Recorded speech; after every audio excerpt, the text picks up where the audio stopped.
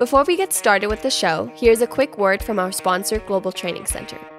As trade compliance professionals, you want to make sure that your procedures and documentation are completed as correctly as possible to avoid any delays and possible fines. We provide a range of trade compliance courses that will fit your needs.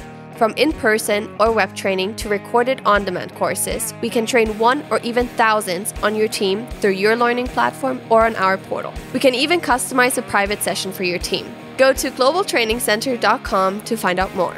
We're back for another show for Simply Trade Podcast. And man, I am excited about today's show. And we're going to get to highlight, I think you said, Lalo, we need to come up with another segment. We've got the Simply Trade Podcast. We've got the crimes, Simply Trade Crimes. We've got the Simply Trade Folks. We've got Simply Trade Tech. And now I think we need to get in, what'd you call it? Simply Trade Events? Events. It's got to be, especially this time of year. Well, I say that, but in the fall, there's also quite a few other events. And I guess it's now an ongoing 12-month rotation of events that happen. But yes, I think that's something we are considering bringing it, making it more permanent part of our show, only because there are so significant amount of events that we should be able to be reporting on. Well, and I will say to our listeners, folks, we started out pretty humbly with this, publishing one show a week, and it has migrated into where we've got multiple shows that it seemed to be what people are. It's piquing your interest, and we listen to you. You give us feedback, and we listen to it, and it's great. This particular show, we're going to get to talk a little bit of a very large conference in the industry, import-export compliance, transportation, logistics related, all those kinds of things, the legals and all that. And it's with an organization that I have, Lalo and I both have been involved in for a long, long time. I was extremely fortunate to attend the first conference of this organization when it was held in San Diego, and it is now coming full circle where we're going to have it back in San Diego, or they're going to have it back in San Diego. But that first conference was brutal for express carriers, I will say, and I have to be working for one. That said, what a wonderful group of people. Love them all. They're just, man, I'm going to tell you, it's one of these where the founder says this is the family reunion you want to go to whenever you get to go to these conferences. So, Lalo, why don't you, I guess, open up the door there a little bit to our guests coming in here? Yeah. So we, if in case nobody's already guessed, and it'd be hard not to guess, but we're talking about ICPA. So we have on our show 3 ladies who represent ICPA. Of course, we have Elizabeth, who's, if you've ever been to ICPA, any ICPA event, if you don't see her, you're not at the event. I don't know, you're playing hooky or something. Something's happening. What? Oh, you can't miss her anyway because she's 6 feet tall or over. No, she's so tall. Yeah. No, but I'm just. Yeah. I'm just saying if you say you went to the event and you expensed it out and then they ask you to get to talk to Elizabeth and you say no, you were at the pool, you were not at the event. Amen. Thank you, Lalo. That's my only job is to try to make everybody feel welcome. So I agree, that's true. Yes, that's a good point. Yeah, and then we also have Cindy Haslett and Sarah Bowersox also representing part of the board and just here to talk to us about the event. But we have some exciting new things that are happening this year. At the event, they expanded from 4 tracks to 6 tracks, believe it or not. It's awesome. And I'm really happy to say that Global Training Center is participating in 2 of those track. We're giving a talk, and each one of those tracks on those 2 tracks, we'll let them talk about it. But they're the advanced track, and there's also a new one called innovative track. The innovative track, which is again, we'll let them explain a little bit about that. But So we'll be there, Global Trade Center, and along with a bunch of other vendors. But welcome, ladies. Thank you for joining us and promoting this event here on our show. Thank you for having us. Yes. Yeah. And Sarah, your background has been now in the footwear industry, I guess, is where you're dealing with it, although your experience has gone is across the board. Cindy, you've been around for a while in a variety of things, but I mean, you're still in the media, I guess, or movie industry, right? Is that correct, or have I got that wrong? No, that was as a child. Yeah, she's famous. She is famous. Yeah, we call her Hollywood. Hollywood, that's right. That's why I was trying to think of that. No, now I'm with Belkin. We're a tech company. You know, we do computer and phone accessories. And all the accessories, right? I was going to say, if you don't own we a don't Belkin, do the actual phones or the computers. We just do the accessories for them. And through that, you probably own something that came from Belkin. Definitely. Yes. If you have a phone, you definitely own something from Belkin. Yeah. And Andy is right. I'm a footwear person. I like to say I'm a footwear serial monogamist because I'm working with my third footwear brand. I just keep going from one to the other. But yeah, I've been working in trading compliance for a good long time. I actually crunched the numbers the other day to see how long have I actually been working in footwear. And I think I'm up to 26 years, which is a lot of shoes. Yeah. It's a lot of shoes, but I'm really excited about the upcoming conference because last year I was a conference ambassador for the first time. And this is my second round on the board. I've been a conference speaker. I've been a conference volunteer, but last year I was a conference ambassador. And probably the coolest thing about that is you get a sash to wear that says ambassador. It's kind of like, Ms. Compliance 2024. But it's a identifying sash and it says ambassador on it. So then people ask you, what is your job? And basically your job is a little bit like being Elizabeth Jr. in that you're there to make sure people are maximizing the conference, even if they just need to know what's the Wi-Fi code, where's the closest bathroom, when are the snacks coming, all that kind of stuff, but also to just let people know how things work.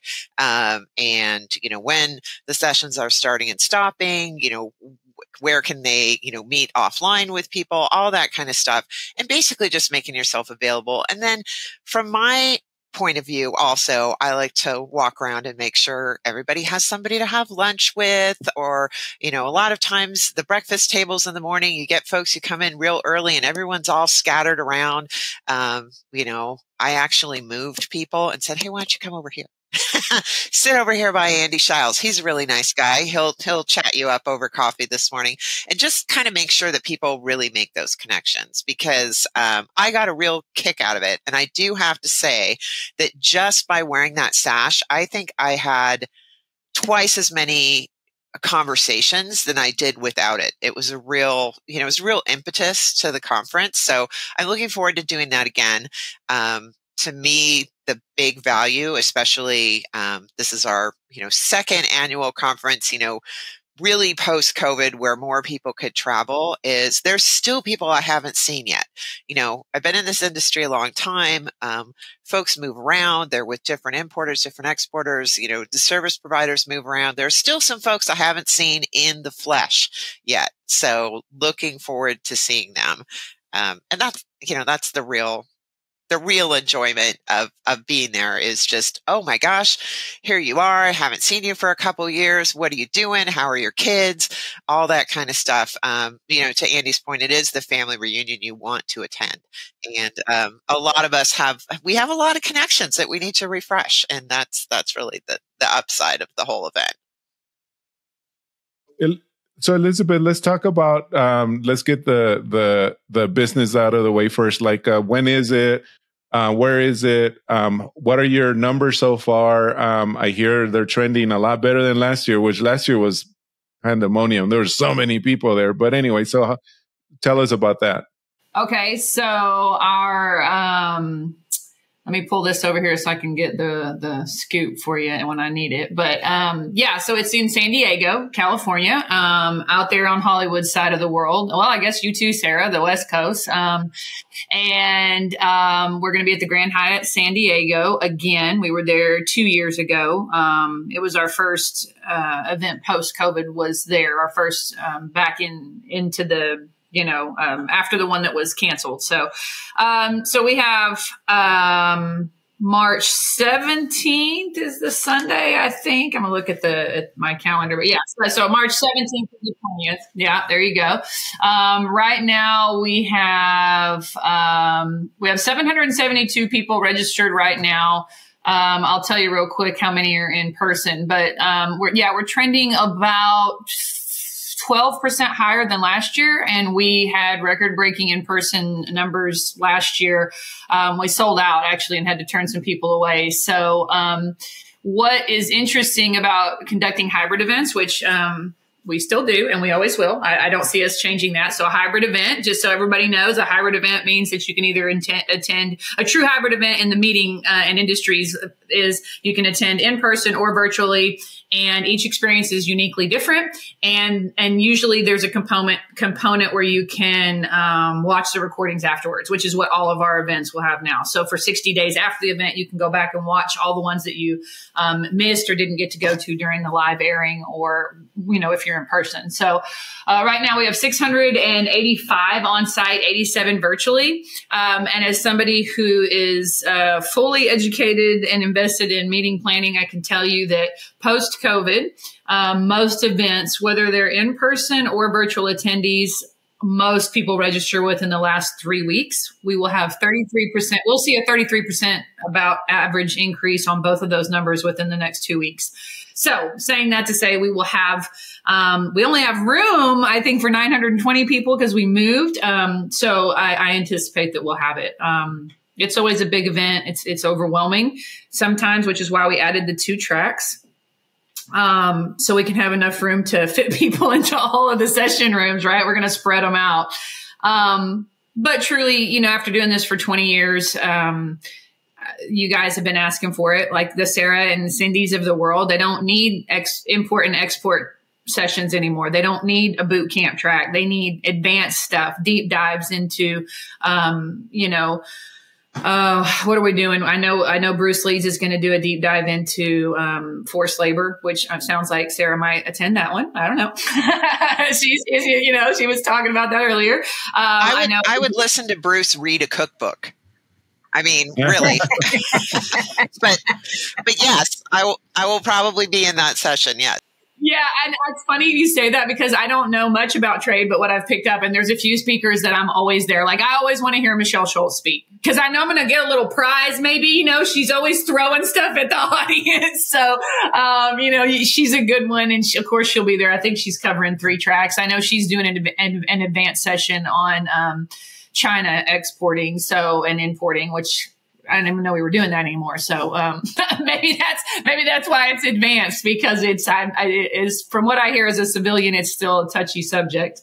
But yeah, so we're going to do, we've got Francisco and Brenda lined up, Brenda Cordova, Francisco de la Cruz coming in, from Mexico to do an advanced IMEX, which they're the best. And so I'm really excited about the advanced track. Lalo, you guys are doing, hold on, you have to tell me, you have to remind me what you guys are doing for that track. But, yeah, we're taking a lot of what we talk about here on the podcast, meaning like how to create a culture of trade compliance in your company, but we're not going to preach to the choir, because the choir already knows that you need to do a trade compliance, culture. But so we're not going to tell you need it. I mean, not be Captain Obvious. We're going to show you how you should be doing and creating that culture of compliance within your corporation. So that's what we're teaching. Yeah.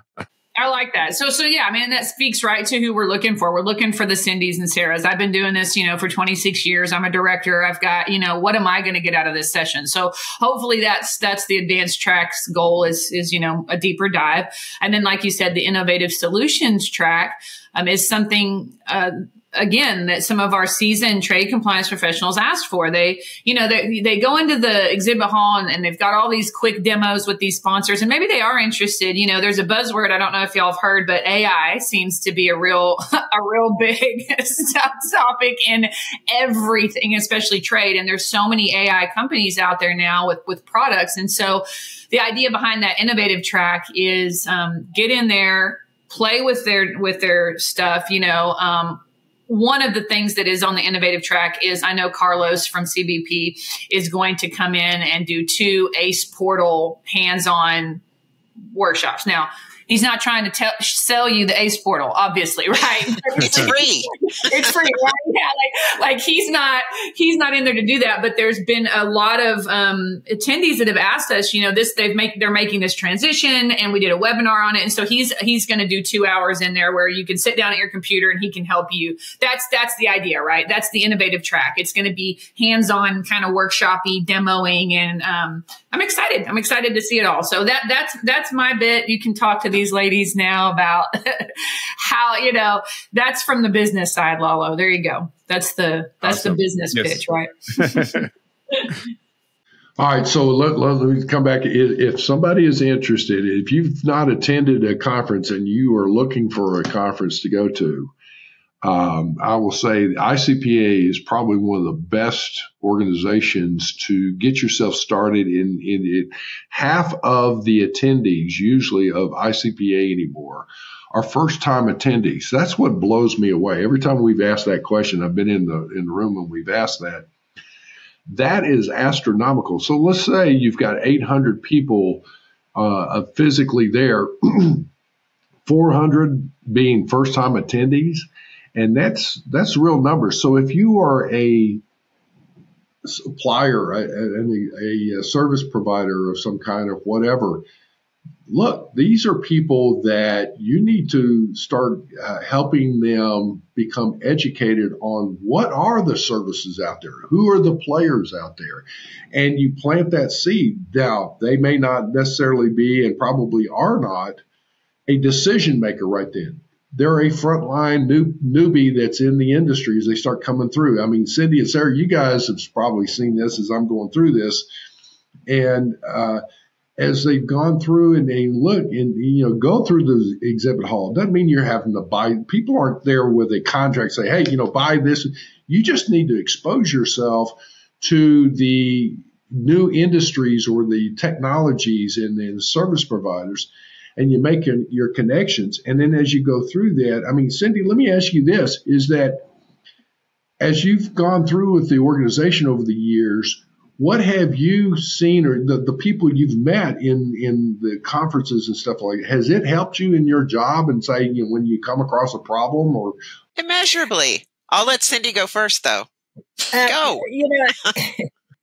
I think of an example in my last job, which I've been with Belkin for over 10 years. So it's been a while, but I had this job and they came to me and asked me about a problem in Europe. And I wasn't sure what the answer was, but I connected with somebody else who did the very same thing in Europe. He gave me the answer. I went back to my boss. I was there the first month and I saved them a couple $1 million of not having to, change a product in the US, but could do it after they to European standards. In Europe, it's easier to change the product to European standards because you have the specialists there. And how did we import it before we had European electrical approval, And he thought it was brilliant. He never questioned me after that. It was wonderful. If he had a question about importing or something, I was able to prove myself. And actually, even at Belkin, I had a project right at the beginning with classification that I was able to prove myself that I changed classifications, and that actually helped to showing the company how important compliance is. It set the standard of we've got to check with the customs compliance team before we move on. And regulations cost you money if you find out later and you don't embed it into the development of the product or the pricing of the product. Example of the 301s came along later, but how do you get around that? All of this, which is it's simple, move production out of China, but how can you get there? All of this led to being able to talk to others in the industry. How did they handle it? And that information really helped my career immensely. I do believe that I am where I'm at today at my job because of a lot of the support that I had from ICP. The other thing about ICPA is when you're having a real difficult time, to be able to talk to somebody else who's going through the same thing at their company is that therapy. Support is immeasurable. Yes. Well, and somebody is, as we would say in the South, somebody that can talk turkey with you here, because it's like they understand what you're saying and all that. Yeah. Sarah, what about you, Ed? So I feel like I come to ICPA a lot of times with like a shopping list where I'm like, what do I need? And I need to find somebody who can help me with that need. And over the years and through different companies, I've established relationships with my broker, with my drawback provider. Recently, we were looking into, forced labor visibility in our supply chain, and we were able to identify vendors through, being at ICPA. And then the other thing is, now that I have some of those relationships in place, ICPA is one of those times where we can actually kind of reinforce those with human interaction. Like, obviously we work together, so we talk together on the regular, but we have an opportunity to actually sit down and have lunch or, go do something together. And that really helps a lot. We just kind of understand each other better. But I remember a million years ago, several jobs ago, needing to establish a non-resident importer program in Canada and coming to the conference and saying, okay, I need to find out who really, really does that well. And, identifying a provider that we then, brought on board and was a long-term partner for several years and was able to help us until, the business kind of, moved in a different direction. But I went in knowing I need to find somebody who can help me with that, and was able to identify some folks right away. So what's really exciting, I think, about this innovation track is some of those experts really having an opportunity to show what they do best to a group of people who are specifically interested in that. To Elizabeth's comment earlier, everybody's willing to give you a demo and, learn more about what it is that they do. And that's always a great kind of little thumbnail. But if you do that and then you're like, oh, these folks are going to be presenting in the innovation track, and I can really get a lot of information that I can bring back, to my organization and have them evaluated. And, and to Andy's point, not everybody who's at ICPA is a decision maker. Not everybody can decide, oh, we're going to go with these folks for this need. But if you have your tactical force is there, the folks who are actually doing the day-to-day. And as a manager, if they come back to you excited about something that they think is going to make them more efficient and smarter and better at what they do, you're going to listen to that. So I think people should not feel like they're not empowered to discuss things with our service provider guests, because they most certainly are, because they are going to be the ones who are using it and can bring value back to their organization. Well, let me jump in on something that I have noticed with folks that are looking at it. If you're considering, again, attending the ICPA conference or any of the conferences, I'll say this one, the March ICPA, that's the big one, if you will. It's a great one. But here's something. I've noticed where most of the time people are looking at the agendas and they're trying to justify, okay, this will be good training for me. This will be good for, this topic or that one. So hopefully getting, more proficient in that particular topic, which is good. So that's where you're justifying it. But the thing that is so amazing about ICPA and the conferences there is for the individuals that attend, it's the networking. We keep talking about it. It's like, yes, you're going to learn and these topics are great and the speakers are great, but it's that networking where you meet people. And the next thing you know is like, oh, well, here's somebody that I think the furthest person that attended was from New Zealand. And I think they attended a couple of conferences and all that. And we had a lot of fun with that one. And so, here you go and all this, there's been people from all over the world. It's great you make those contacts, but even here in the U.S. and Canada and around, and Mexico, it's been great where, people are getting together. So you wind up making those, establishing those relationships, if you will, and networking. But then taking it a step further, especially if you are as we would say, again, a rookie or a newbie in the industry, right there, you have the opportunity to make connections with somebody that could become a mentor to you. The flip side of that, if you've been around since dirt like myself, it's like I look around and say, is there somebody that I can reach out to maybe help along the way? It's okay to ask. It's like, especially if you even in the advanced world, I think both of you, Sarah and Cindy, you made the statements. You've come across an issue. Hey, folks, it's okay to say, I don't know. Let me go ask. Let me go check around. It's what I call bird dogging. It's like, I don't know, but I'm going to go find out. I know somebody that may get me to another one. And you bird dog that down to where you get a resource. And all of a sudden it opens up. But would you agree with that is that you justified initially off of trying to educate yourself, but then you wind up, the benefit is more off of the networking that you gain from meeting people? Yeah, absolutely. And, the other thing that I really like to do is I always have sessions flagged where it's like, this is critical to my company now, and I need to make sure I'm an expert. So I'm going to go to that session. And then I like to pick a couple sessions that I know just nothing about, that are like, they're not related to me at all. Maybe I don't even know what the title means.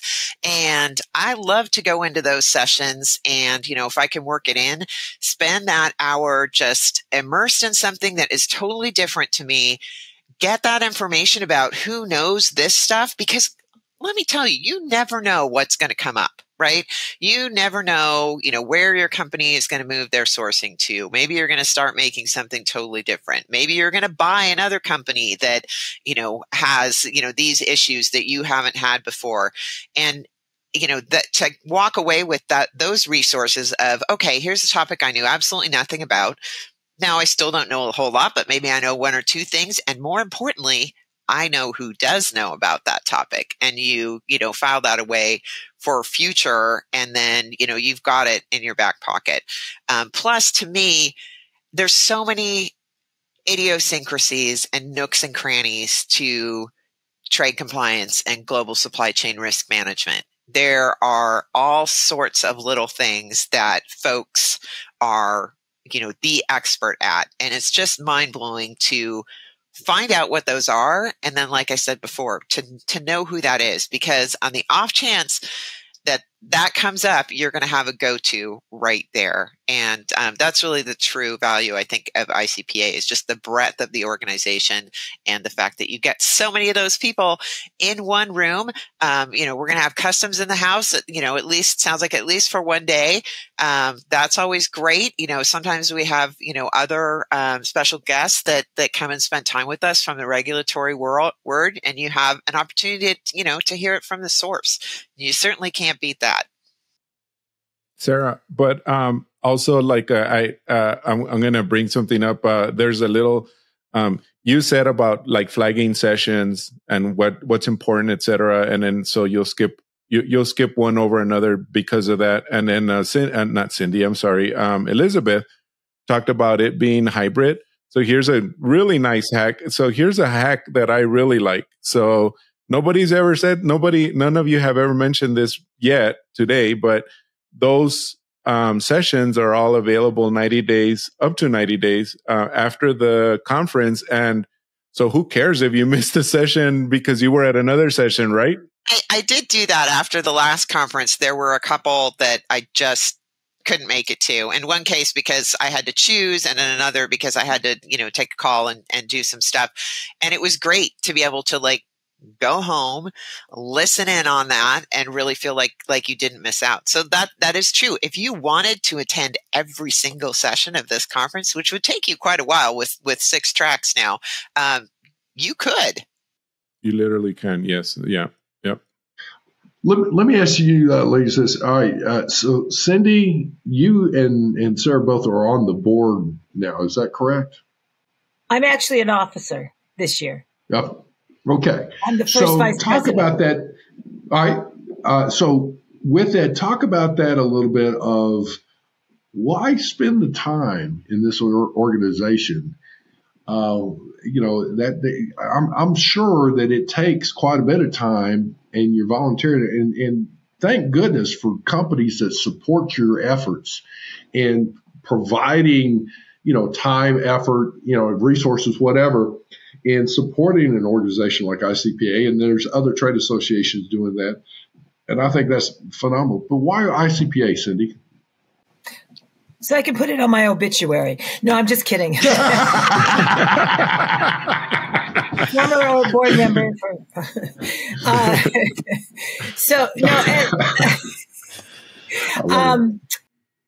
I always let my company know when we have a home run, and it is something that I have found at ICPA, or even when I go to the conferences, I come back, I bring that back to the company to let them know how valuable it is. They have been very supportive. By the way they found me was they posted a job opening on ICPA, and that's how they found me.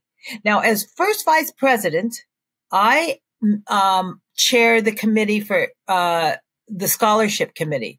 We offer scholarships to people, to children of members, or, you can join. Let's say you're in college. We have a student membership rate. I think it's half price, and the first year is free, but you can join and learn more about trade, especially, if you've got an international trade,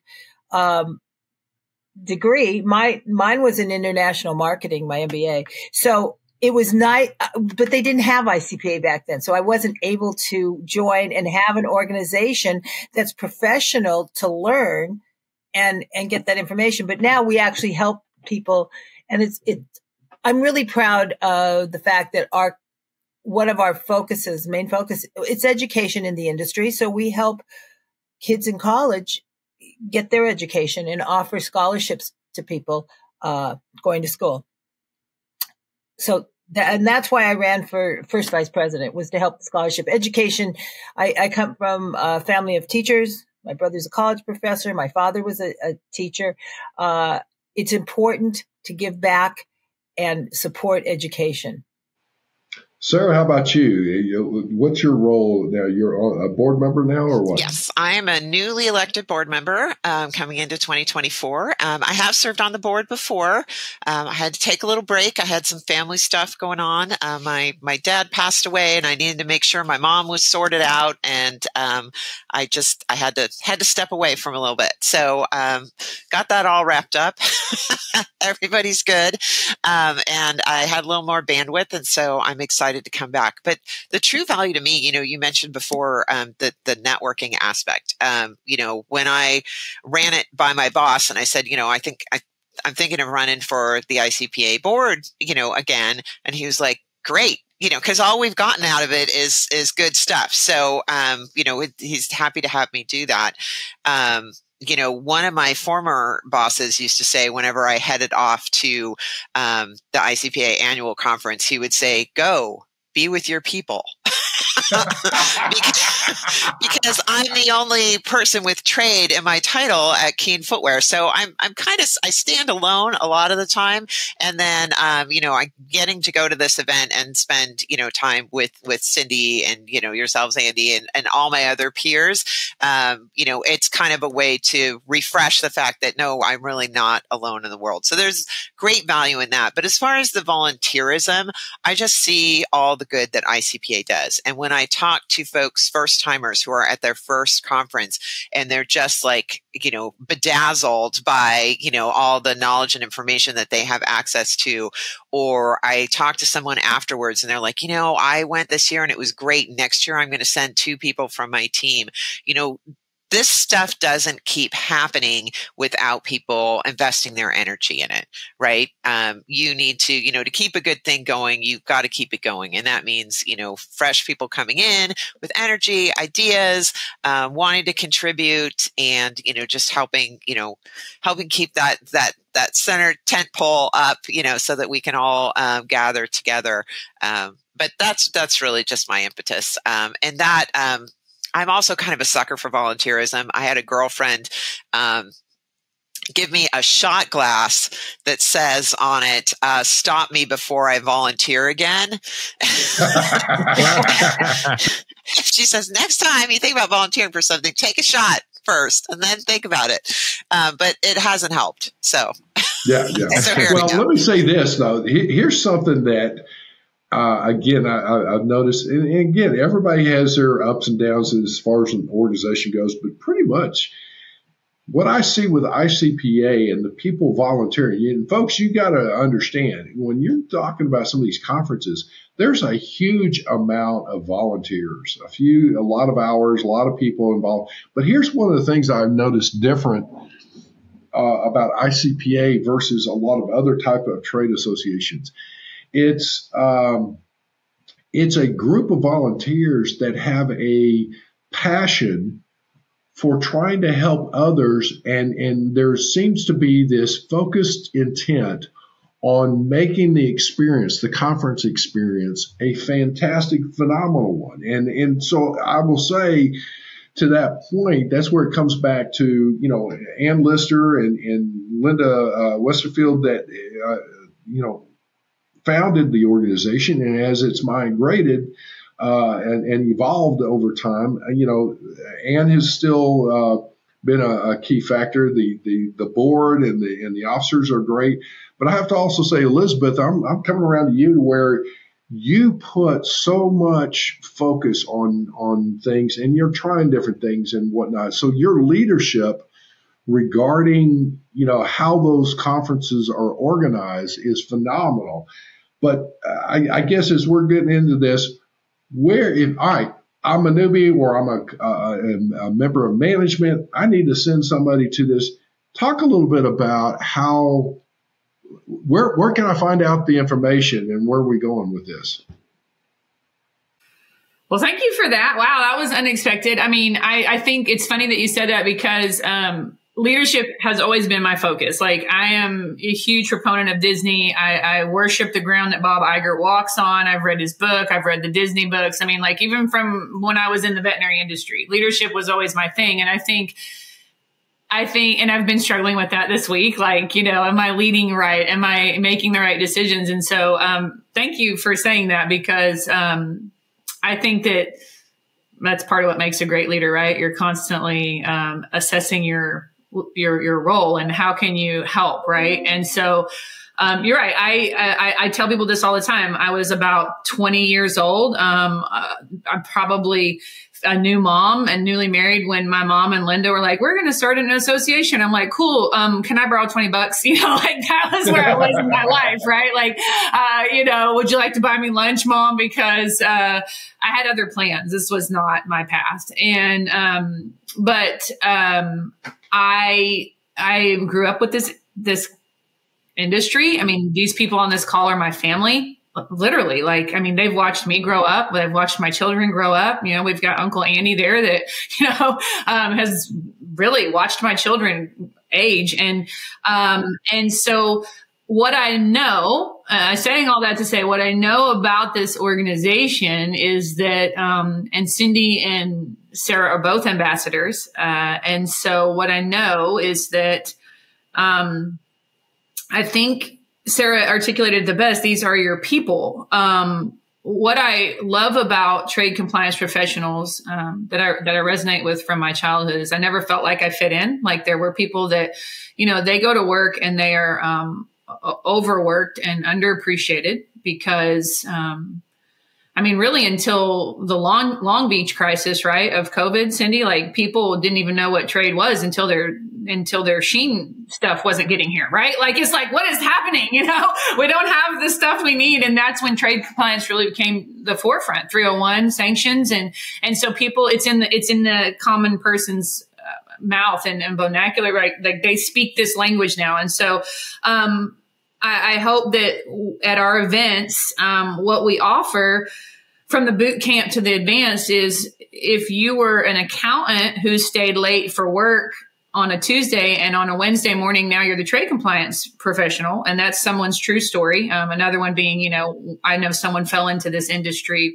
because they spoke Spanish. I don't think anyone chooses this path either. So in that, we're the same, right? But this is the path and this is the place. ICPA is the place where you're going to go and you're going to find your people. You're going to find your Sarah and you're going to find your Cindy and you're going to call somebody and you're going to connect with somebody who feels as marginalized as you do, but somehow loves the struggle of it all. Like, I watch their eyes light up and they're inundated with emails and sanctions and how am I going to get this ship here? And it's like, if you could create a video game out of it, I think we'd sell millions of them, ladies. So let me know. But, and if we do create a video game, we should call it Glutton for Punishment.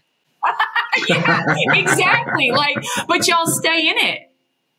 For 20 years, 30 years. I mean, this is what you live and breathe. And ICPA is created, the association and the conferences are created for those people. Whether, like I said, whether you just fell into it, go find one of our ambassadors and they'll help you plug in and you will meet someone either through the choir or through the other silly things that we do, that take a really serious topic and bring it down, to where it is that family environment, right? Andy, I mean, you're a big part of that because you're the welcoming too. You have been for years. And so, I think that, that's what sets us apart. I've said that before. It is a family and these are the people that understand you. They understand your struggle and how to make your job a little bit easier, even if it's just. Elizabeth, I was just going to say real quick, stealing from a famous Disney line and Disney character, to summarize all this, the best way to say it is, this is the way. Do you know that from The Mandalorian? Yes, I do. Yes, I'm like I said, everything we do is Disney. You can see I've proudly displayed my picture with Mickey back there when I did the leadership stuff. So, and Sarah, I did want to say just as a baseline that, if folks have never heard of ICPA before and they want to know more, the website is ICPA Inc. .org. So ICPAINC.org. So you can go there and get all kinds of information, including conference. It's under the events tab and you can register. But I did want to highlight on the volunteerism part. I mean, we talked about, Cindy being an officer, I'm on the board, Elizabeth is in a leadership position. There's all kinds of other stuff. So when you go to a conference, you see folks who have volunteered to speak. So they're volunteer speakers. You find folks who are conference volunteers, and they have actually worked overtime to organize the conference. And then they're at the conference making sure everything runs. And then you have board members and you have officers. So there are a lot of opportunities to volunteer. I think one of the first things I did was as a conference volunteer, and you get put into a group and you help decide on speakers and topics and all that kind of stuff. You really help put the conference together, but then you actually show up and you make it happen, right? You monitor the sessions, you help, you pack the goodie bags, there's all these kind of jobs that you can do. So there are a lot of opportunities to get involved. And I do want to say the other thing that is very important for folks who are interested in becoming a volunteer for the conference's events is that you do save a little bit on your conference costs. And in this time of extreme budget cuts, folks might be saying, oh, I'd really love to go to the conference, but I need to watch my budget. Well, if you can participate as a conference volunteer, you will receive a reduced fee for the conference. So, there's something in it for you too, not just, feeling good for volunteering for ICPA, but there's actually a financial incentive. That is very rare. I talk to folks who belong to other organizations or go to other events and, they still volunteer because it's important to them, but they're not seeing, a financial benefit from it. And that is something that makes it a lot easier for ICPA for people to gain access, especially if you're newer in your career, because I know like the first time I was a conference volunteer, I hadn't been doing this very long, didn't have a lot of influence as to, what my travel budget was going to be, and being able to say, oh, I saved a couple $100 on my conference costs was huge. And it was incentive to my employer to let me spend that extra time. Well, excellent. Let me say this again. If you have, to our listeners, if you're considering a conference, the ICPA conference this year in San Diego, March 17th through the 20th, I believe were the dates, give some serious thought about attending that, sign up, look at it. And also, if you've been going to the conferences and whatever, if you want to help out, trust me, it's a great opportunity. You don't get yourself overworked. I mean, it's a lot of fun where you're joining some others, you're pulling together on something, and you actually learn a whole lot more about the people that you're around with the group, and it just enhances your relationships with folks as you're going through that. So it's like if you're coming up through the ranks, you've been through that, hey, stop and think. When you attend a conference, there's somebody at the registration desk. There's somebody in behind the scenes. There's somebody just making sure that things are going well, or whatever the case may be, facilitating a session or whatever the case. It is just a great opportunity. So I got to say that's wonderful. And as we start going in, let me just ask one little question, I guess a little bit selfishly about our podcast here. Would you all have ever thought that we would be able, with our Simply Trade podcast, have a show that seems to be focused in this kind of a niche that seems to be so popular? I mean, if y'all, Lalo and I met at ICPA initially, and here we are years later, and now we're doing this show and we're bringing people on. I mean, what are your thoughts as far as, with what we're doing? We need to have those shows that tell the different things. And it's wonderful that ICPA fits right in with your Simply Trade podcast. It shows people where to go. It gives them a resource as you talk about the different issues in trade. And that's the wonderful part about it. I just want to say one thing too, as far as the speakers. And yes, I'm one of the speakers this year. That a good example is I'm speaking on the CTPAT virtual validation. And the reason I'm speaking on that is we went through one a year ago. We'll be sharing our experience of what it is to actually walk through one. For those that are facing one or think it might be coming up and want to know how to best prepare for it, what to expect, and be prepared, this would be a great session to attend or to watch the webinar later on the way a virtual validation goes and to take the fear out of a virtual validation. And I think, to answer your question, Andy, I mean, so many folks now, if they want to know something, they look for a podcast, right? So having Simply Trade out there and having your different iterations, to help people find what they need, that, I mean, for so many people, that's kind of their first go-to. It used to be you would just Google something, but now maybe you're doing that looking for a podcast that you can listen to get a little more perspective. So it's great to have all that stuff out there, in different formats, and bringing in different experts. Plus, I remember at the last conference, you did some podcasts live from the show. Man on the street. Yeah, there's an opportunity to photobomb into a Simply Trade podcast, if you make it to the conference. I might do that. Well, and I'll tell you, like, as somebody who would be, like, for example, so an event coordinator. So if I'm an event coordinator speaking to other event coordinators and how I've seen this thing, I watch a lot of podcasts from, I'm a gamer.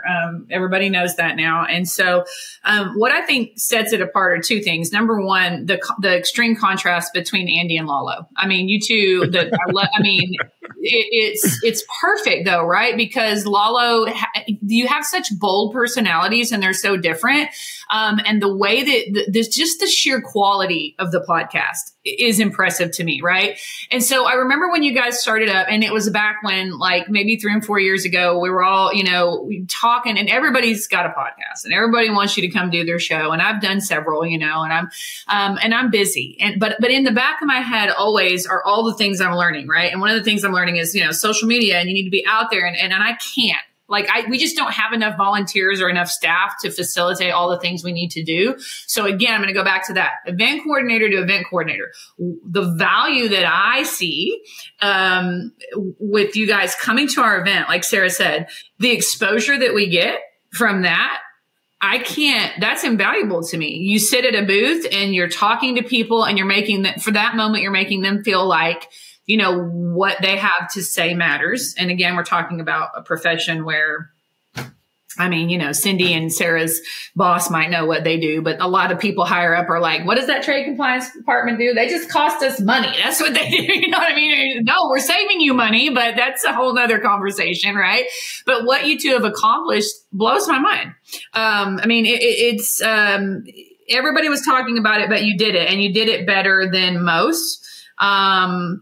Like I said, the professionalism, the character, the content, like, I kind of want to go look up the crime ones now. Like, I didn't even know you did that. And I'm like, wait, trade crime. This is really cool. Like, that sounds like something I want to look. And to Sarah's point, having those things for everyone. So, I'm just thankful that you're considering doing one for events, so that we can get out there and have a real conversation about how our events can benefit you. I think that would be valuable to any event planner. So well, I don't know if that answers the question, but I did. Again, it's one of those where Lalo and I spend a lot of time talking, planning and whatnot. And he's got such a great staff that is, that edits and promotes it and does all that. And Lalo himself is just phenomenal. So, as we go through it, we really are striving are we hitting the topics that people want to hear? And sometimes with podcasts, it's kind of hard to get the feedback. We've got a new YouTube channel now, and so we're publishing that, and we're getting more comments on YouTube. It makes it easier to get that feedback. But whenever we go out to conferences and do a public appearance now, it's humbling. It's oh my gosh, it's great. So it's when we get firsthand feedback. We've got people now. There's more than one who's like that are putting the link to our show on their intranet and their internal company thing, and they're having their employees. They require their employees to listen to us. Lalo, man, his training company and all that is great, but it's like, wow, that's a big responsibility to make sure that we're trying to do the right topics and people are learning from it. So it seems to be that, just like with the conference now, where we have topics for the beginners, but we also have topics for, those who've been in seasoned, if you will, and out there. So it's like it's good to review the basics. It's good to tap into something that will challenge you. So, all right, all said and done, folks, I got to tell you, the ICPA is in San Diego in mid-March. Take a look at it, icpainc.org. And with that, sign up, be there or be square, as they would say. And ladies, what a great discussion. Y'all are just so phenomenal. I wish I could give you a hug, and hopefully we'll in mid-March here. Virtual hug. Yeah. And Lalo, what about the links? I don't know. Everything will be on the show notes. And if you're watching this on YouTube, they should be down below somewhere on the description. So just look for that. And if you want to connect with any of these ladies, I have their LinkedIn information there as well. So, but thank you all.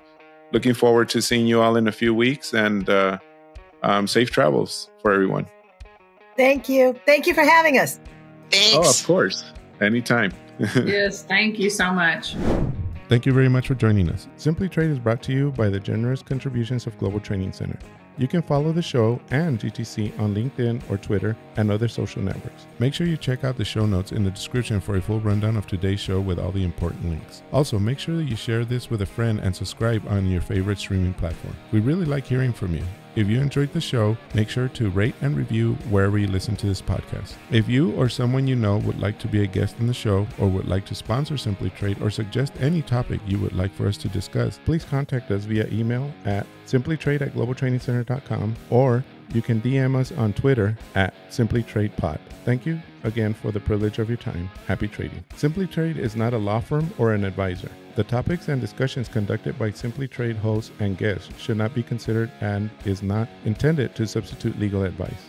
You should seek appropriate counsel for your own situations. These conversations and information are directed towards listeners in the United States for informational, educational, and entertainment purposes only and should not be substituted for legal advice. No listener or viewer of this podcast should act or refrain from acting on the basis of information on this podcast without first seeking legal advice from counsel. Information on this podcast may not be up to date depending on the time of publishing and the time of viewership. The content of this posting is provided as is. No representations are made that the content is error-free. The views expressed in or through this podcast are those of the individual speakers, not those of their respective employers or Global Training Center as a whole. All liability with respect to actions taken or not taken based on the contents of this podcast are hereby expressly disclaimed.